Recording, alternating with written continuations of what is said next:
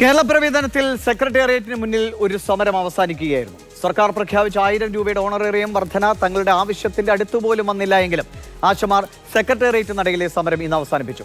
സമാപനമായത് 266 ദിവസത്തെ രാപ്പകൽ സമരത്തിനാണ്. പക്ഷേ തങ്ങളുടെ ആവശ്യങ്ങൾക്കായുള്ള സമരം തുടരും ജില്ലാതലങ്ങളിൽ. പ്രക്ഷോഭങ്ങളുടെ ഒരു വേദിയായി കേരളം പുതിയൊരു സമരത്തിലൂടെ കേരളത്തെ തിരിച്ചുപിടിക്കുന്ന, നമുക്ക് നഷ്ടപ്പെട്ട എല്ലാ അവകാശങ്ങളും, നമ്മളിൽ നിന്ന് കവർന്നെടുക്കപ്പെട്ടുകൊണ്ടിരിക്കുന്ന എല്ലാ അവകാശങ്ങളും തിരിച്ചുപിടിക്കാനുള്ള ഒരവസരമായി കൂടി ആശാസമരം മാറുകയാണ്. വലിയ അഭിമാനമുണ്ട്, ആത്മാഭിമാനമുണ്ട്. അതിനിടെ ഒരു വിവാദം കൂടി ഈ സമരത്തിന്റെ അവസാന നാളിൽ ഈ സമരപന്തലിലേക്ക് ഓടിയെത്തി. വിവാദങ്ങളിൽപ്പെട്ട MLA രാഹുൽ മാങ്കൂട്ടത്തിൽ ആശാ സമരവേദിയിലെത്തി. സമരക്കാർ സ്വീകരിക്കുകയും ചെയ്തു. തന്റെ അമ്മമാരുടെ സമരമാണിതെന്നാണ് രാഹുൽ പറഞ്ഞത്.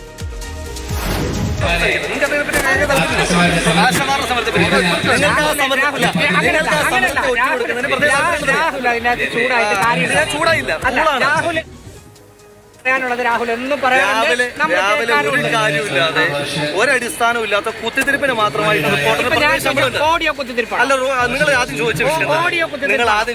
പ്രതിപക്ഷ നേതാവായിരുന്നു ആശാ സമരം ഉദ്ഘാടനം ചെയ്യാമെന്ന് ഏറ്റത്.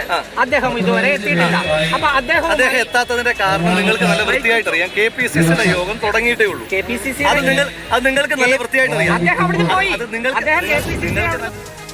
രാഹുൽ വന്നത് പ്രതിപക്ഷ നേതാവിന് ഇഷ്ടമായില്ല എന്നും രാഹുലിനെ സമരക്കാർ ഇറക്കി വിട്ടു എന്നുമൊക്കെയാണ് വാർത്തകൾ പ്രചരിച്ചത്. രാഹുൽ പോയതിന് പിന്നാലെ VD സതീശൻ സമരപന്തലിൽ എത്തുകയും ചെയ്തു. എനിക്കറിയാം, ഞാൻ ഇതുവരെ കാണാത്ത ഒരു സമരമാണ് ഇവിടെ കാണുന്നത്. ഇതൊന്നും അവസാനിക്കാൻ പോകുന്നില്ല. ഈ സമരം കേരളത്തിന്റെ വിവിധ ഭാഗങ്ങളിലേക്ക് പടരും എന്ന കാര്യത്തിൽ എനിക്ക് യാതൊരു സംശയമില്ല. ഇറക്കിവിട്ടെന്ന വാർത്തകൾ തെറ്റാണ് എന്ന് ഉറപ്പിക്കാനായി രാഹുൽ മാങ്കൂട്ടത്തിൽ വീണ്ടും സമരപന്തലിൽ എത്തുകയും ചെയ്തു. ഒപ്പം അദ്ദേഹം മാധ്യമങ്ങൾക്കെതിരെ വിമർശനം ഉന്നയിക്കുകയും ചെയ്തു.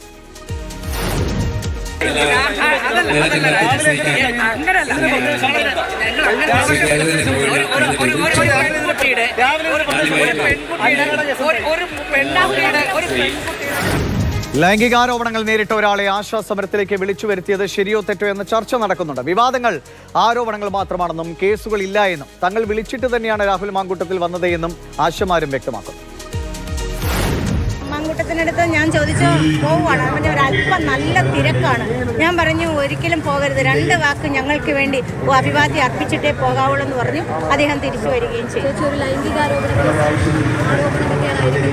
അങ്ങനെ ഒരാൾ ഇത്തരം ഒരു വേദിയിൽ വരുന്നത് ശരിയാണെന്ന് തോന്നുന്നു. ശരിയാണോ തെറ്റാണോ എന്നുള്ളതൊന്നും പറയേണ്ട ബാധ്യത എനിക്കില്ല. രാഷ്ട്രീയക്കാർക്കെതിരായ ആരോപണങ്ങൾ നമ്മുടെ നാട്ടിൽ പുതുമയുള്ളതല്ല. എന്നാൽ രാഹുൽ മാങ്കൂട്ടത്തിനെതിരായ ആരോപണങ്ങളിൽ ഒരു മനുഷ്യൻ എന്ന നിലയിൽ അഗ്നിശുദ്ധി വരുത്തേണ്ട ആരോപണങ്ങളുമുണ്ട്. സത്യം, നീതി, ധർമ്മം, ജീവിതത്തിൽ അതെപ്പോഴും ഒന്നേ ഉള്ളൂ.